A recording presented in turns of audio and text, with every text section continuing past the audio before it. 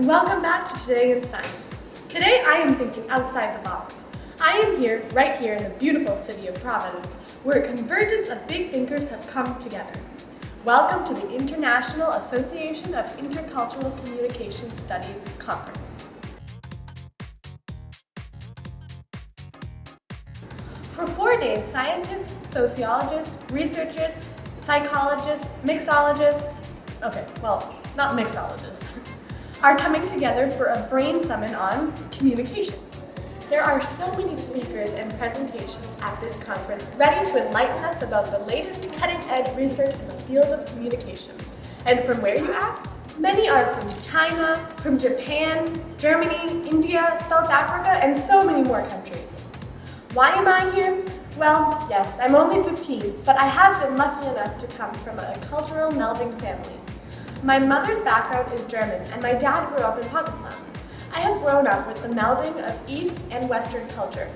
It has always fascinated me how many different perspectives you can come up with just by the way you speak, and bridging these gaps between religion, cultures, and people often can be eased by a better way of communication.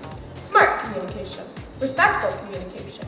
My life is so rich and big because these two perspectives are melded. I take the best aspects of Eastern culture and the best aspects of Western culture and mix them up to, inform my decisions. Also, add to that, I have spent time in China, not a lot of time, but traveled a bit, and seen not only Beijing and Shanghai, but also smaller cities like Yuyang, Changsha, and Suzhou. I loved it there, so I am now learning Chinese and I hope to go back. I follow the news, culture, and updates in China online. But again, communication is a big part in bridging these gaps to bring our knowledge together, share our experiences, and get to know each other better. And what is the best thing ever that has eliminated the communication gap between the worlds? The internet. Yes, many researchers are going to share studies and how the internet is used in what way for communication. I personally do not think unplugging is the answer. Plug in and let's learn how to communicate. I am ready. So this conference is 3 days of big, thick research presentations, which I will distill down to the most important facts for you. And I have a plan. I will bring in 5 note cards into each presentation. I will only be able to write down the most important parts of the speech, the take-homes. As the presentation ends, I will share them with you, just the bullet points. At the end of the conference, I will put them all together and mash them up. In the meantime, hopefully, I will make some better friends and learn a better way to communicate. That can only be a good thing, right? So by Sunday, I will be able to share with you the latest international research on communication. So let's dig right in.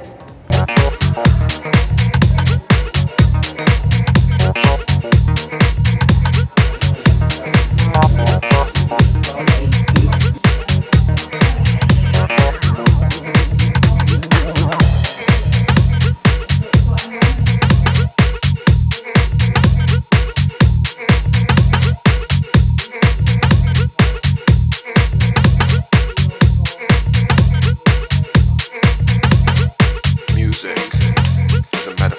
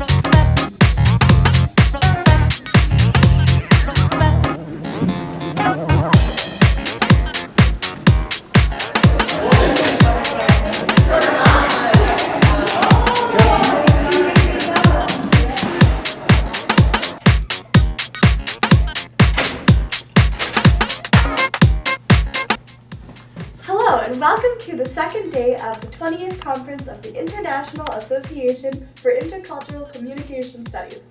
That is a mouthful. Today I'm excited to check out some lectures and some papers being presented. The one I'm particularly excited about is media usage and culture. Like I promised, I will be bringing the sticky notes right to you. Let's go check it out.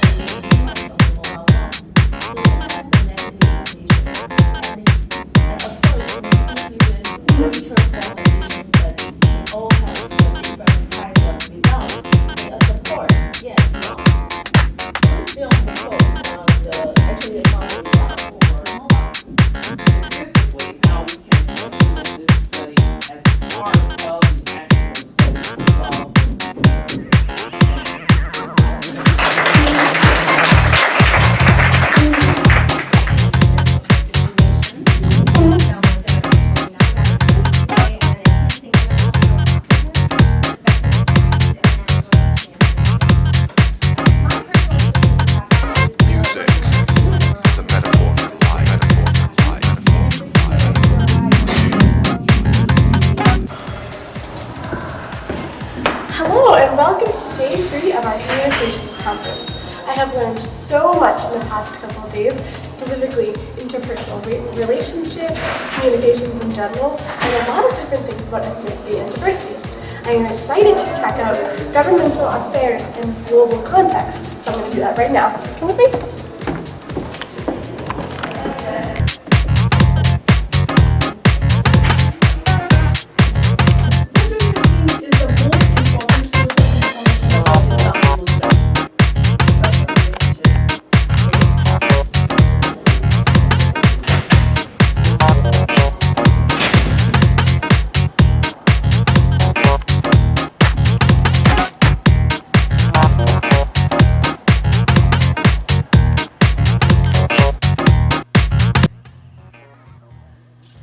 Hello, well I have just finished all my lectures and classes, and I have gathered all the information on these sticky notes as promised.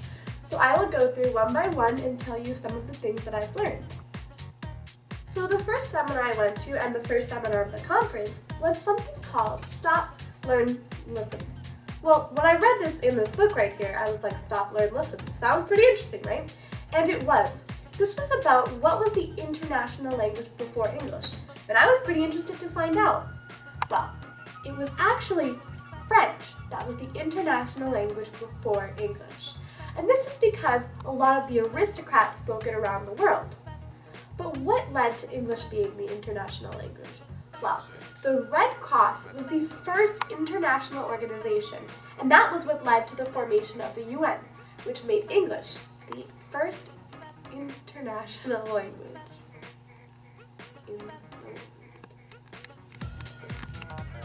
The next seminar, I never ever thought I would actually be interested in. It's called fonts. So basically this was a study on which fonts proved most effective, and they were studying people from America and people from Japan, and here's what they found. They found that in America, Helvetica, or Arial, was the most popular and most effective font in the US. This was because a lot of our signs are in Helvetica and Arial. Actually, almost all of our street signs are in Helvetica. And our least favorite was Comic Sans. I didn't really know that everyone detested Comic Sans, but I guess they do, and that was our least favorite. What was even more interesting was that Japanese people love Aqua, which is basically Comic Sans. They look pretty similar. And their least favorite was a Helvetica type of font. This is really interesting because actually Japan's street signs are written in Aqua or Comic Sans. So that kind of shows about the difference between the two countries just through fonts. Pretty interesting stuff. So the next seminar I went to, I actually had a little bit of experience with. This was on cultures and names, and how each culture calls their family members or just people different names, and what this shows about their culture. The next seminar I went to, I was really excited to go because I actually knew the presenter. We had met a couple days before at the conference. She's actually from Pakistan, specifically Lahore, which is where my uncle lived. So her presentation was on, what are people's perceptions of Muslims? Well, I was really interested to find out the results. And it's kind of disheartening to find out that a lot of the media, according to her studies, are actually misrepresenting Muslims, and that a lot of the people in New Zealand, which was the people that she was studying, had a misrepresentation of Muslims because of that. So that was a really interesting and personal topic for me to talk about. The next seminar I went to was pretty scary. We all know that our generation is pretty obsessed with our smartphones and our laptops, but how obsessed are we? Well, it's gotten pretty bad, to say the least. Our generation has the biggest mobile addiction and also the least face-to-face social interaction. Yikes. One would think that people with smartphones would be more addicted to their phone, but actually, this is not true. There's no significant difference between the addiction rates with what kind of phone you have.